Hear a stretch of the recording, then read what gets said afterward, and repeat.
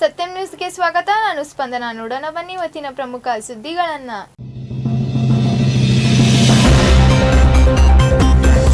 ಹುಕ್ಕೇರಿ ತಾಲೂಕಿನ ಕೊಡಬಾಗಿ ಹಾಗೂ ಯಾದಗುಡ ಗ್ರಾಮಗಳ ಗ್ರಾಮ ಪಂಚಾಯತ್ ಚುನಾವಣೆಯಲ್ಲಿ ಜರುಗಿದ ಶಾಂತಿಯುತ ಮತದಾನ.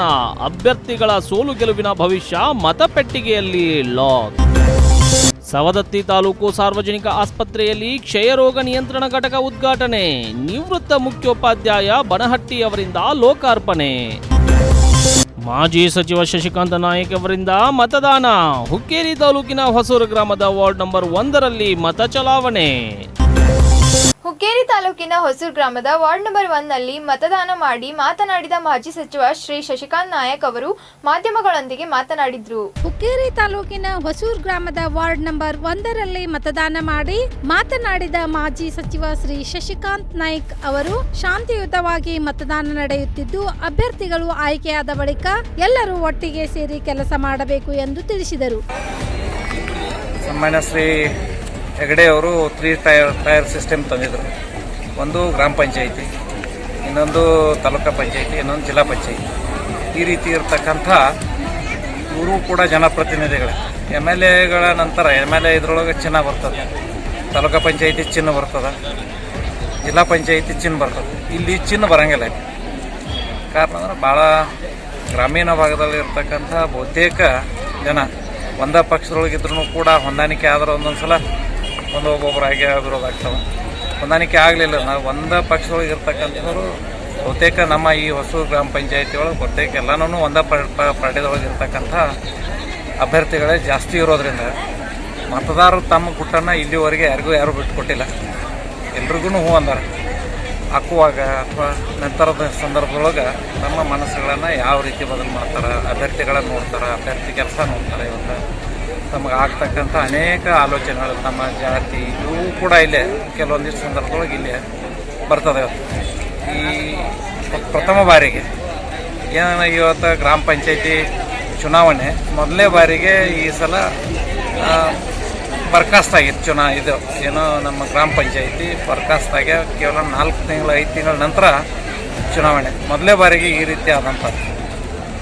ಗ್ರಾಮ ಪಂಚಾಯಿತಿ ಸದಸ್ಯರು ಇಲ್ಲದೆ ನಡೆದಿರ್ತಕ್ಕಂಥದ್ದು ಮೊದಲನೇ ಬಾರಿಗೆ ಇತಿಹಾಸವು. ಅದರ ನಂತರ ಚುನಾವಣೆ ಆಗಿದೆ. ತಮ್ಮ ಅಭ್ಯರ್ಥಿಗಳು ತಾವೆಲ್ಲ ತಮ್ಮ ಗುರುತಿನ ಚಿಹ್ನೆಗಳನ್ನು ಹೇಳ್ಕೊಂಡು ಇವತ್ತು ಅಭ್ಯರ್ಥಿಗಳು ಸಮಾಧಾನದಿಂದ ತಮ್ಮ ಮತಗಳನ್ನು ಕೇಳ್ಕೊಂಡಿದ್ದಾರೆ. ಆ ರೀತಿ ಭಾಳ ನನಗನ್ನಿಸ್ತದೆ. ಇಲ್ಲಿ ಬಹುತೇಕೀಗ ಹೊಸೂರು ಗ್ರಾಮ ಪಂಚಾಯತಿ, ಇಂಗ್ಳಿ, ನಿರ್ವಾನಟ್ಟಿ, ಹುಣೂರು, ಹೊಸೂರು ಮತ್ತು ಯರ್ನಾಳ ಈ 6 ಗ್ರಾಮಗಳನ್ನ ಇಲ್ಲಿ ಬರ್ತದೆ. ಇವತ್ತು ಭಾಳ ದೊಡ್ಡ ಪಂಚಾಯತಿ, 24 ಜನ ಇರ್ತಕ್ಕಂಥ ಒಂದು ದೊಡ್ಡ ಪಂಚಾಯತಿ ಇದೆ. ಈ ಕೂಡ ಮೊದಲೇನು ನಮ್ಮ ಯಾರ್ಯಾರು ಅಭ್ಯರ್ಥಿಗಳಿದ್ದರು ಚುನಾವಣೆ ಆಗ್ಯಾನ ಬಂದಿದ್ದರು. ಆದರೂ ಕೂಡ ಬಹುತೇಕ ಗ್ರಾಮೀಣ ಭಾಗದ ರಸ್ತೆಗಳನ್ನು ಮತ್ತು ಕುಡಿಯುವ ನೀರಿಂದ ಏನು ಸ್ಕೂಲ, ಕಾಲೇಜುಗಳ ಕಾಂಪೌಂಡ್ಗಳನ್ನು ಭಾಳಷ್ಟು ವ್ಯವಸ್ಥಿತವಾಗಿ ಕೆಲಸ ಮಾಡಿದ್ದಾರೆ ಈ ಮೊದಲು ಇರ್ತಕ್ಕಂಥ ಅಭ್ಯರ್ಥಿಗಳನ್ನು ಕೂಡ. ನಮ್ಮದು ಆಶೆ ಇಷ್ಟ, ಬರ್ತಕ್ಕಂಥ ದಿವಸದೊಳಗೆ ಎಲ್ಲರೂ ಕೂಡ ತಮ್ಮ ಭಾವನೆಗಳನ್ನು ಏನು ಚುನಾವಣೆಯೊಳಗೆ ಆಗಿರ್ತಕ್ಕಂಥ ಪರ ವಿರೋಧಗಳನ್ನು ಮರೆತು ಬರ್ತಕ್ಕಂಥ ಸಂದರ್ಭದೊಳಗೆ ಬಿದ್ದವರು ಮತ್ತು ಇದ್ದವರು ಗೆದ್ದು ಬಂದವರು ಇಬ್ಬರೂ ಕೂಡಿ ಗ್ರಾಮೀಣ ಅಭಿವೃದ್ಧಿ ಮಾಡಬೇಕು ಅಂತಕ್ಕಂಥದ್ದು ಅಭಿಲಾಷೆ. ಜನರು ಸಾಮಾಜಿಕ ಅಂತರ ಹಾಗೂ ಮಾಸ್ಕ್ ಧರಿಸಿ ಮತ ಚಲಾವಣೆ ಮಾಡುತ್ತಿರುವ ದೃಶ್ಯ ಕಂಡುಬಂದಿತು.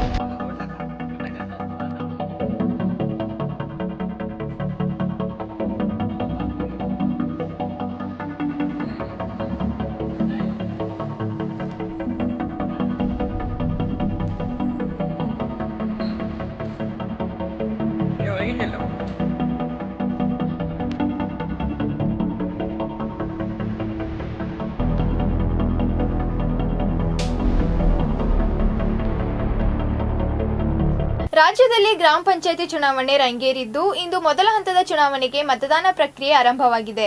ರಾಜ್ಯಾದ್ಯಂತ 617 ತಾಲೂಕು 3019 ಗ್ರಾಮ ಪಂಚಾಯಿತಿಗೆ ಮತದಾನ ನಡೆಯಲಿದ್ದು ಮುಧೋಳ ತಾಲೂಕಿನ ಗ್ರಾಮಗಳಲ್ಲಿ ಶಾಂತಿಯುತ ಮತದಾನ ಜರುಗಿತು. ಮೊದಲನೇ ಹಂತದ ಗ್ರಾಮ ಪಂಚಾಯಿತಿ ಚುನಾವಣೆ ಮತದಾನ ನಡೆಯುತ್ತಿದ್ದು ಮತದಾರರು ತಮ್ಮ ಮತವನ್ನ ಚಲಾಯಿಸಲು ಮತಗಟ್ಟೆಗೆ ಆಗಮಿಸುತ್ತಿದ್ದಾರೆ. ಕೊರೋನಾ ಮಧ್ಯದಲ್ಲಿಯೂ ಸಹ ಯಾವುದೇ ಅಡೆತಡೆ ಇಲ್ಲದೆ ಸರಳವಾಗಿ ಮತದಾನ ನಡೆಯುತ್ತಿದೆ. ಕಡ್ಡಾಯವಾಗಿ ಮಾಸ್ಕ್ ಧರಿಸಿ ತೆಗೆದುಕೊಂಡು ಮತದಾರರು ಮತ ಚಲಾಯಿಸುತ್ತಿದ್ದಾರೆ. ಮುಧೋಳ ತಾಲೂಕಿನಲ್ಲಿ ಬರ್ತಕ್ಕಂತ ಕೆಲವೊಂದು ಗ್ರಾಮ ಪಂಚಾಯಿತಿ ಚುನಾವಣೆ ನಡೆಯುತ್ತಿರುವ ದೃಶ್ಯಗಳನ್ನ ನೋಡೋಣ. ಮುಧೋಳ ತಾಲೂಕು ಉತ್ತೂರು ಗ್ರಾಮದ ಗ್ರಾಮ ಪಂಚಾಯಿತಿ ಚುನಾವಣೆ ಮತದಾನ ಪ್ರಕ್ರಿಯೆ ಸಾಂಗವಾಗಿ ಸಾಗುತ್ತಿರುವ ದೃಶ್ಯ.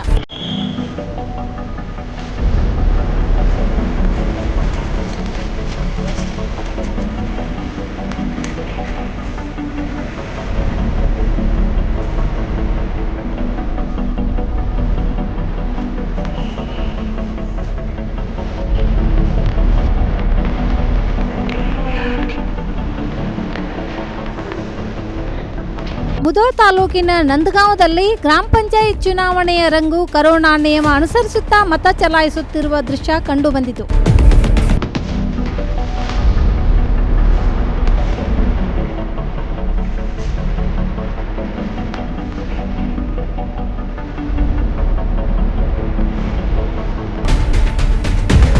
ಮುಧೋಳ ತಾಲೂಕಿನ ಒಂಟಗೂಡಿ ವ್ಯಾಪ್ತಿಯ ಚೆನ್ನಾರ್ ಗ್ರಾಮ ಪಂಚಾಯಿತಿ ಚುನಾವಣೆಯಲ್ಲಿ ಪ್ರತಿನಿಧಿಯ ಆಯ್ಕೆಗಾಗಿ ತಮ್ಮ ಹಕ್ಕನ್ನು ಚಲಾಯಿಸುತ್ತಿರುವ ಮತದಾರರು.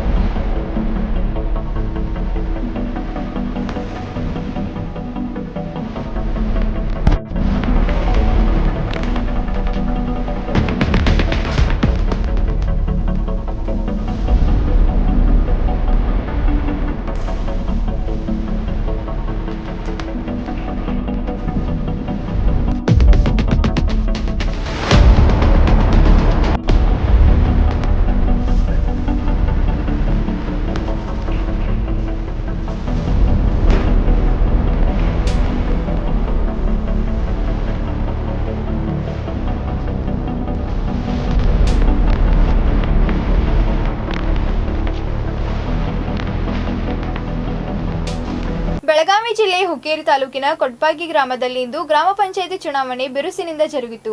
ಗ್ರಾಮಸ್ಥರು ತಮ್ಮ ಅಭ್ಯರ್ಥಿಯ ಆಯ್ಕೆಗಾಗಿ ತಮ್ಮ ಮತದಾನದ ಹಕ್ಕನ್ನು ಚಲಾಯಿಸಿದರು.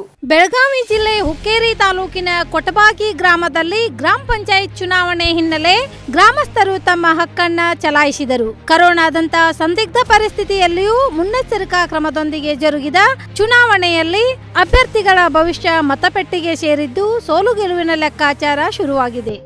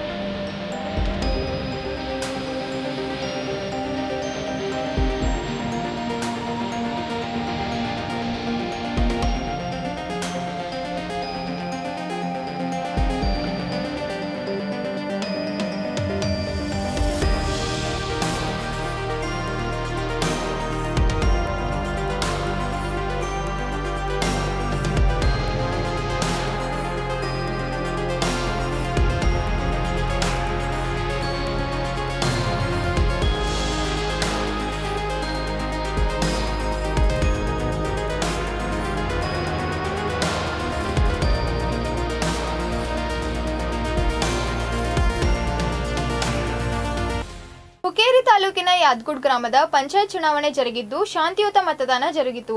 ಅಭ್ಯರ್ಥಿಗಳು ಹಾಗೂ ಬೆಂಬಲಿಗರು ಮತಗಟ್ಟೆಯ ಹೊರಗೆ ನಿಂತು ಮತದಾರರ ಮನವೊಲಿಕೆ ಪ್ರಯತ್ನದ ದೃಶ್ಯಗಳು ಕಂಡುಬಂದವು.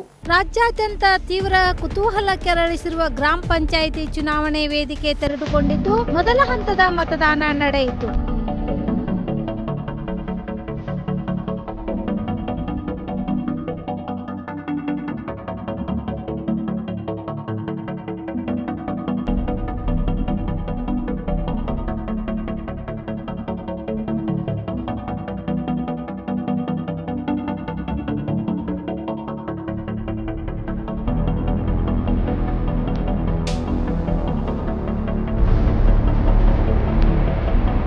ಜಿದ್ದಾಜಿದ್ದಿಗೆ ಸಾಕ್ಷಿಯಾಗಿರುವ ಹಳ್ಳಿ ಫೈಟ್ ಅಖಾಡ. ಅದು ಬೆಳಗಾವಿ ಜಿಲ್ಲೆ ಹುಕ್ಕೇರಿ ತಾಲೂಕಿನ ಯಾದಗೂಡ್ ಗ್ರಾಮ ಪಂಚಾಯಿತಿಯಲ್ಲಿ ರಾಜಕೀಯ ಬೆಂಬಲಿತ ಅಭ್ಯರ್ಥಿಗಳನ್ನ ಗೆಲ್ಲಿಸಲು ಈಗಾಗಲೇ ವಿವಿಧ ತಂತ್ರಗಳನ್ನ ಅನುಸರಿಸಿವೆ. ಮೊದಲನೇ ವಾರ್ಡಿನಲ್ಲಿ ಶಿವನಗೌಡ ಪಾಟೀಲ್, ಕವಿತಾ ಗಿಡ್ಡಾಳೆ ಮತ್ತು ಮಲ್ಲು ಕರಾಡೆ, ಶ್ರೀದೇವಿ ಪೂಜಾರಿ ಇವರ ನಡುವೆ ನೇರ ಹಣಾಹಣಿ ನಡೆದಿದ್ದು, ಯಾರು ಗೆಲ್ಲುತ್ತಾರೆ ಎಂಬುದನ್ನ ಮತದಾನ ಪ್ರಭುವೆ ಸರತಿ ಸಾಲಿನಲ್ಲಿ ನಿಂತು ಮತದಾನ ಮಾಡುತ್ತಿದ್ದರು. ಎರಡನೇ ವಾರ್ಡಿನಲ್ಲಿ ಸಹ ಸಾಮಾನ್ಯ ಅಭ್ಯರ್ಥಿ ಕ್ಷೇತ್ರದಲ್ಲಿ ಮಹಿಳಾ ಸಾಮಾನ್ಯ ಅಭ್ಯರ್ಥಿಗಳ ನಡುವೆ ತೀವ್ರ ಪೈಪೋಟಿ ನಡೆದಿದ್ದು, ಸಾಮಾನ್ಯ ಅಭ್ಯರ್ಥಿ ಲಗಮಣ್ಣ ಜನಮಟ್ಟಿ ಮತ್ತು ಮಹಿಳಾ ಸಾಮಾನ್ಯ ಅಭ್ಯರ್ಥಿಗಳಾದ ಮಹಾದೇವಿ ಪಾಟೀಲ್ ಮತ್ತು ಅನಸೂಯ ಪಾಟೀಲ್ ನಡುವೆ ತೀವ್ರ ಪೈಪೋಟಿ ಎದುರಿಸುತ್ತಿರುವ ಲಗಮಣ್ಣ ಜನಮಟ್ಟಿ ಗ್ರಾಮ ಪಂಚಾಯಿತಿ ಚುನಾವಣೆ ನಿಯಮ ಪ್ರಕಾರ ಈ ಎರಡು ಮಹಿಳಾ ಅಭ್ಯರ್ಥಿಗಳಿಗಿಂತ ಹೆಚ್ಚು ಮತ ಪಡೆದಲ್ಲಿ ಮಾತ್ರ ವಿಜಯನಾಗುತ್ತಾನೆ. ಇಲ್ಲದಿದ್ದಲ್ಲಿ ಈ ಮಹಿಳಾ ಅಭ್ಯರ್ಥಿಗಳು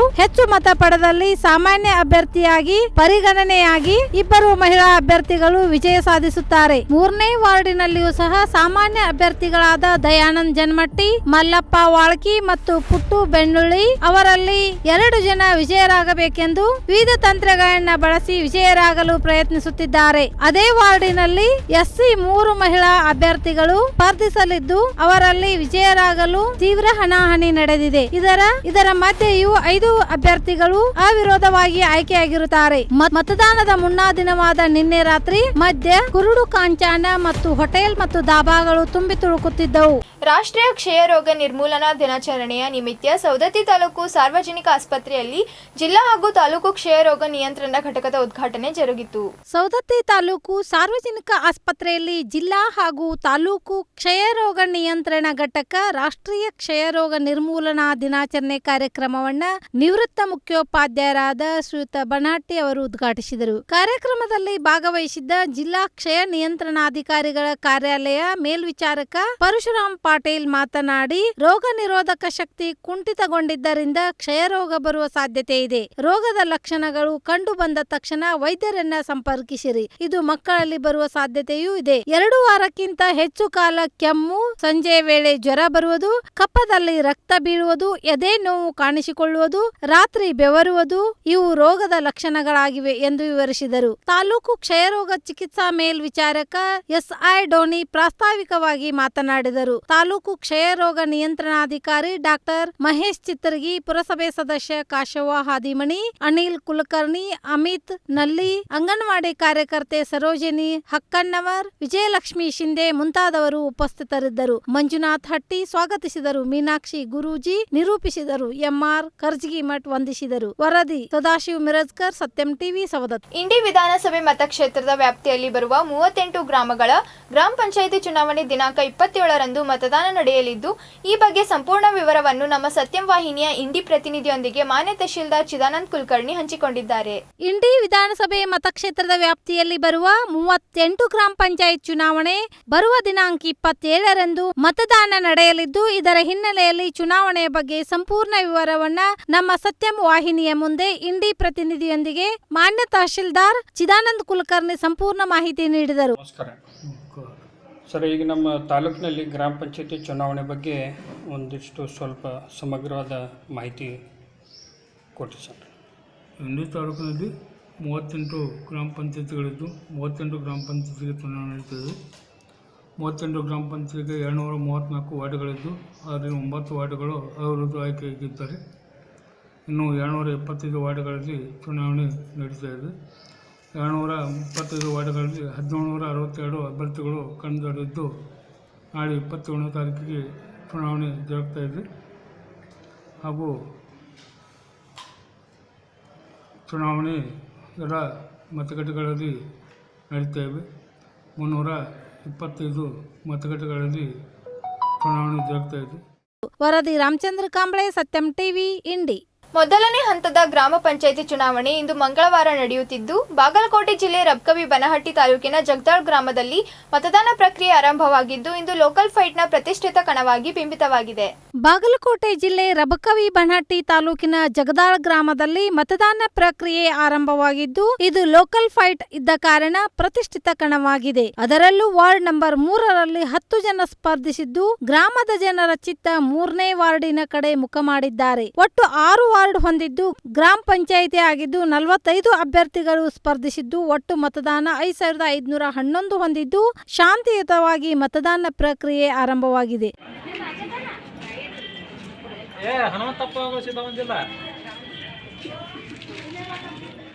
ಕೋವಿಡ್-19 ಮುನ್ನೆಚ್ಚರಿಕೆ ಕ್ರಮವಾಗಿ ಆಶಾ ಕಾರ್ಯಕರ್ತೆಯರಿಂದ ಸ್ಯಾನಿಟೈಸರ್ ಹಾಗೂ ಮಾಸ್ಕ್ ನೀಡಿ ಜಾಗೃತಿ ಮೂಡಿಸಿದರು. ಪೊಲೀಸ್ ಸಿಬ್ಬಂದಿಯಿಂದ ಬಿಗಿ ಭದ್ರತೆ ಒದಗಿಸಿದ್ದರು.